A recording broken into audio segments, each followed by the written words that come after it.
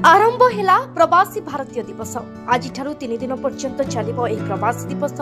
याकु प्रतिभा प्रज्वलन करी ओडिशार मुख्यमंत्री मोहन चरण माझी, वैदेशिक व्यापार मंत्री एस जयशंकर, केंद्र युवा व्यापार और क्रीड़ा मंत्री मनसुख मांडव्य उद्घाटन करिसेंती। एहा परे आज जनता मैदान रे दिव्य भव्य आयोजन करा जायछि। आज 3 दिन अर्थात 10 तारिख जाए प्रवासी भारतीय सम्मेलन आयोजित होगा। आसंता काली प्रधानमंत्री नरेंद्र मोदी जोगदेवे। एथिरे 7000 प्रवासी भारतीय सामिल हेबार सूचना मिली। प्रथम थर पई दिवस ओडिशा रे अनुष्ठित हेउथिबारु राज्यर विभिन्न स्थान में कलार महनीयता और विशेषत्व एवं सही सहरर कालक्रम प्रगति को विश्व दरबार में प्रदर्शित करिबार स्वर्णिम सुजोग जेउथिपाई आज सजई होइछि समग्र राज्य।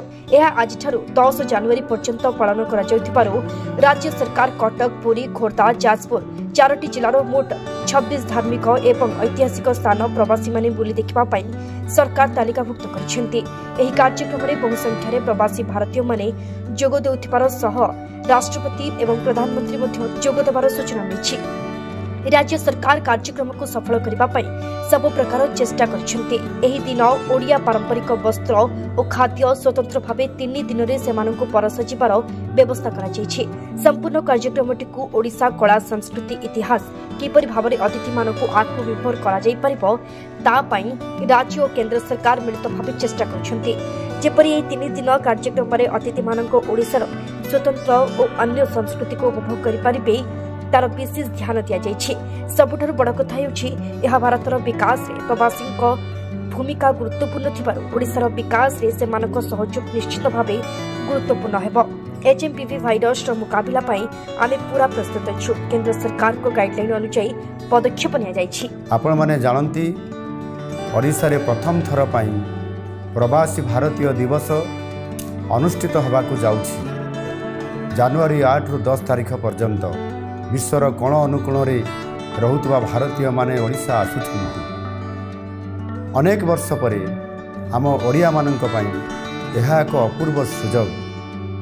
विश्व दरबार रे ओडिशार मर्यादा को सम्मान को प्रतिष्ठित करिया पई आमे समस्ते संकल्पबद्ध। एही 3 दिन पर्यंत समस्त अतिथि माने भुवनेश्वर रे रहिबे एवं अनेक पर्यटन स्थल को मध्य बुलिबाकू जिबे।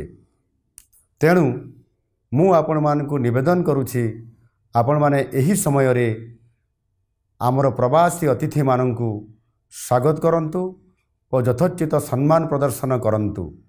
सेमाने जेपरि अनुभव करिवे जे सारा ओडिशा समानकु स्वागत करिया पई प्रस्तुत रहिछि। रास्ता घाट रे सेमाने किछि आवश्यकता अनुभव कले सेमानकु तुरंत साहाय्य करंतु।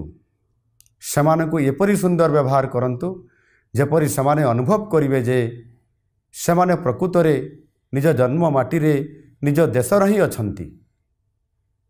एही समय रे आमर रास्ता घाट परिष्कार रखिबा मध्य आमर दायित्व।